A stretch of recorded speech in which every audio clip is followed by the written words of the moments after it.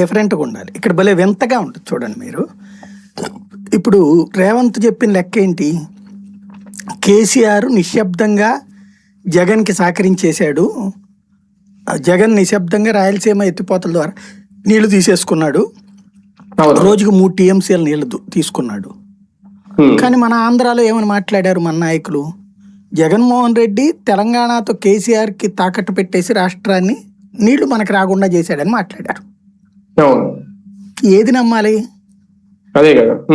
Media అమ్ముడుపోయింది, మీడియాలో నిజాయితీ లోపించింది. తెలుగు రాష్ట్రాల్లో ఎటు కావాలంటే 2 రాష్ట్రాల్లో ఒకే పత్రిక 2 రకాలుగా రాస్తుంది. ఇవాళ చూడండి, నిన్న అతను ఏం మాట్లాడాడు? నేను చంద్రబాబుతో మాట్లాడాను, ఇది చెప్పకూడదు కానీ చెప్తున్నాను, పర్సనల్ గా మాట్లాడాను నేను, మన ఇద్దరి మధ్యన లావాదేవీలు ఉండాలంటే మీరు అది ఆపేయాలన్నా నేను ఆపేశాడని చెప్పాడు. రాయలసీమ ఎత్తిపోతల పథకం ఆపేశారు.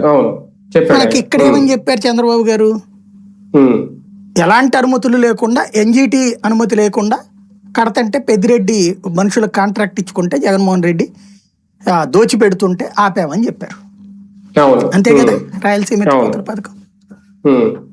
ఏది నమ్మాలి ఇప్పుడు? చెప్పినోడు కేసీఆర్ అయ్యి ఉంటే కావాలని చెప్పాడు చంద్రబాబు మీద అభాండం అని చెప్పాలి. అవును.